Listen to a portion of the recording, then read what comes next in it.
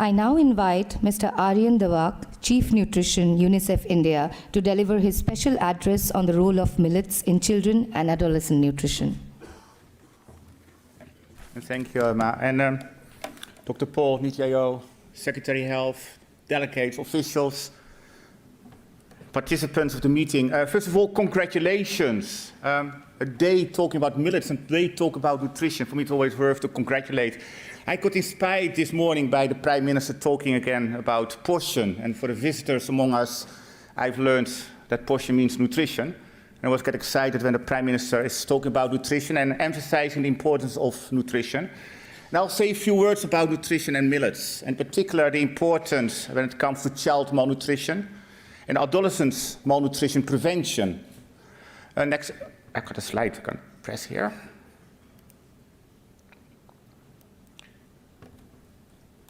Okay, sorry.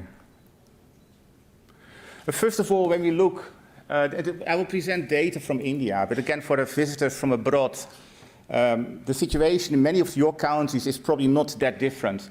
And this is data for children between 0 and 6 years old. And we look at how is the consumption of nutritious food. And we see, first of all, the consumption of iron-rich foods is very poor. Actually, a very small proportion of the children getting enough food with enough iron. We all see the dietary diversity, the types of food being eaten on the plate. It's too limited. It does not provide all the micronutrients, all the proteins, all the other components that the child needs. And also the last one, the frequency, the number of meals children are getting is not adequate. This is the young children, but if you look at some of the data for adolescents, and if you take the micronutrient status of adolescents in India, you see that the majority, almost all children, almost all adolescents have got at least one micronutrient deficiency, and more than half of them have got 2 or more micronutrient deficiencies. And that is because they're not getting the adequate nutrition from the diet. The diet is not diverse enough. It's not nutritious enough. Now, when we talk about lifestyle problems, it's not only healthy diets. We also see that children and adolescents are increasingly spending time behind the screens. And actually, activities are getting less. And by the way, I find it very interesting when you look at the difference between boys and girls playing outside. If you look at vitamin D deficiency, you know vitamin D you can get it from the sun as well. Eh? You see actually vitamin D deficiency in adolescents among girls shooting up much more than among boys. But you also see that boys still play outside or still go outside much more than girls. This is what it is about. Millets as part of a healthy, nutritious diet. And for me, this is a colorful diet. It's a rainbow diet. And millets, as one of the many grains, but probably one of the best, most nutritious grains, can provide a very, very good basis of that. So let's keep that in mind. A rainbow diet, a colorful diet. And I say that because often we don't know what is a healthy meal, what is a balanced meal. We tend to use these kind of slogans and language, but what does it really mean? What means many different foods, many different food groups, not as buzzwords. At the end, if you got the colors, normally you do get all the nutrients. If you take the millet specifically, and there you see portion power, nutrition power, that's what millets really is as part of this healthy, nutritious diet. Compared to the other grains, more micronutrients, including also iron, which is very important, of course, for anemia reduction, higher level of protein, very good dietary fibers, and you see also several other nutrient components, which are better than most other grains. Yeah, so if you look at the staple foods, having polished rice versus the millets, you do get much more nutrients from the millets. Also, several studies have shown, including studies from India. I know there are many other studies from other countries, and for instance, the first one is actually referring to a meta-analysis from many countries. But it's actually shown that if you start changing the diet and some of the grains and introduce millets, you do see an improvement of the nutritional status.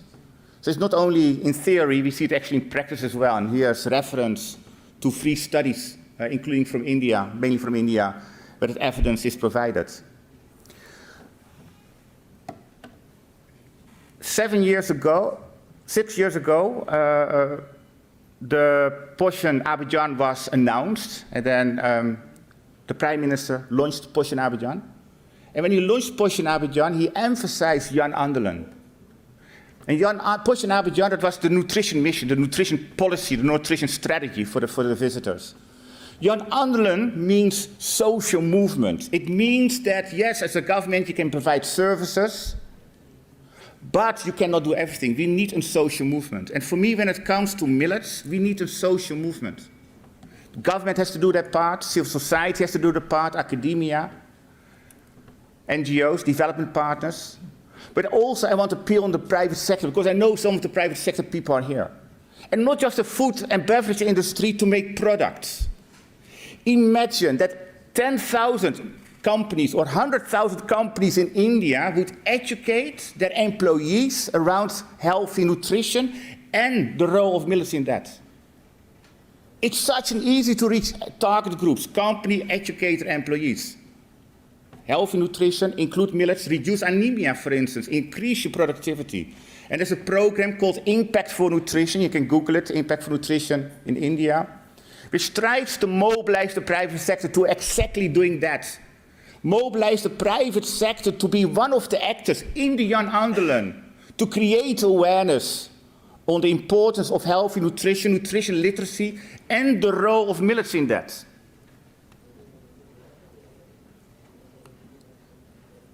And again, if you look at, sorry, this one went too fast now. These are different aspects that need to be done when we talk about millets. Yes, there is the markets, the regulatory frameworks, the production, etc., but it's diet literacy that needs to be at the center. We need to create much more awareness about what is this healthy meal. People don't know. Many people think that filling your stomach is nutrition. No, filling your stomach is that. It's filling stomach. It does not necessarily provide the healthy nutrition. So I really hope that as part of this year of the millets, we have this great opportunity to promote the nutrient contents and the nutrition value of millets as part of portion power, where millets is part of a healthy meal, and everybody starts learning. What can I do, rich or poor, urban or rural, independent if I'm a vegetarian or not vegetarian, or religious or other beliefs or other cultures, I can have a balanced, healthy diet. I can have this rainbow on my plate, which includes millets. I thank you very much.